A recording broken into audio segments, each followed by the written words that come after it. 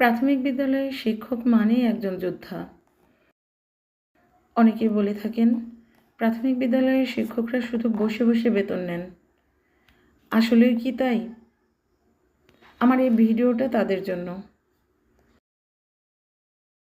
চলুন আজ আমি আপনাদের সাথে শেয়ার করব আমরা আসলে বিদ্যালয়ে কি কি কাজ করে থাকি।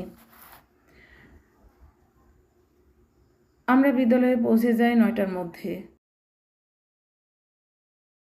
বিদ্যালয়ে পৌঁছে আমরা আমাদের উপস্থিতি নিশ্চিত করার জন্য হাজিরা খাতায় স্বাক্ষর করে চলে যাই দৈনিক সমাবেশে।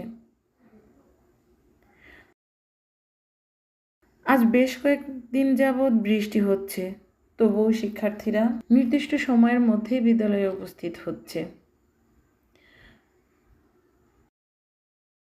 অভিভাবকগণ তাদের শিক্ষার্থীকে পৌঁছে দিচ্ছেন বিদ্যালয়ে, আর এখান থেকে জাস্ট 9টায় শুরু হয় আমাদের শ্রেণী কার্যক্রম।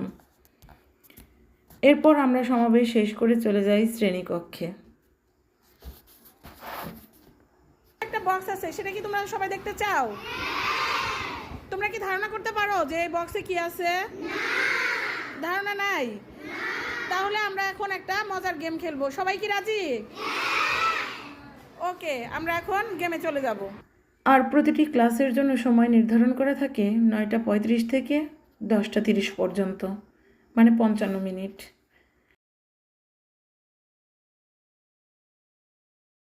এভাবে প্রতিদিন একজন শিক্ষককে কমপক্ষে 4টি ক্লাস নিতে হয়। ওই ক্লাসের জন্য থাকে একটা প্রস্তুতি, কারণ আমরা শিক্ষকরা কাজ করি 4+ থেকে 10+ শিশু শিক্ষার্থীদের নিয়ে।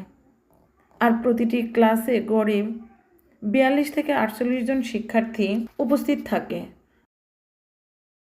অর্থাৎ শতভাগ শিক্ষার্থী বিদ্যালয়মুখী। আর এটা কেবলমাত্র সম্ভব হয়েছে উন্নত মানের উপকরণ ব্যবহার, শিক্ষকদের আন্তরিকতা এবং আইসিটি ব্যবহারের মাধ্যমে।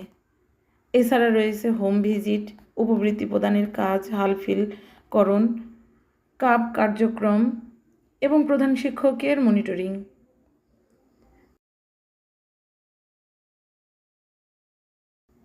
এভাবে আমাদের 4টা পর্যন্ত শ্রেণী কার্যক্রম চলমান থাকে।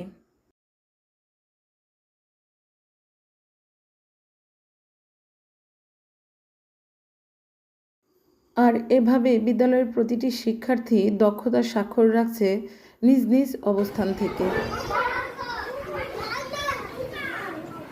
এই দলের নাম কি? বসো। এটা বসো। এটা কোন দল? গোলাপি দল।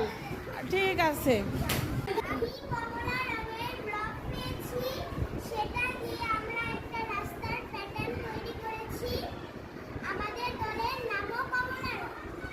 আর তোমাদের দলের সদস্য সংখ্যা কত ছিল?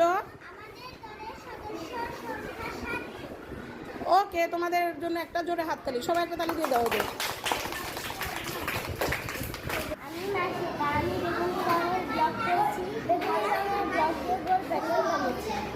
আমাদের দলের সদস্য সংখ্যা 8।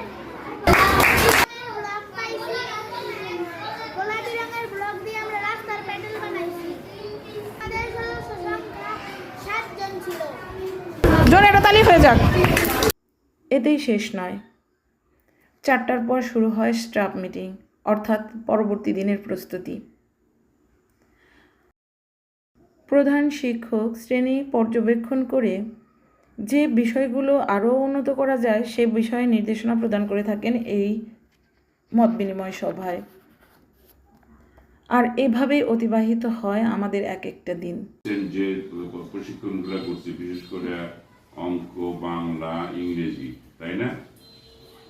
এইগুলা একটু এই ইয়েগুলা, যে যারা রিডিং করতে পারে না তাদের কিন্তু রিডিং করাই বা জোড়ায় পড়াই বা এককভাবে পড়াই, এগুলো করানোর সময় ওই ভালো স্টুডেন্টগুলো একটু ইনভলভ করলে ওরা একটু হয়, ওদের আর একটু সমাজ একটা হয়ে যায়। ওটা তো অল্পতেই বুঝে ফেলে, এটা কিন্তু সত্য।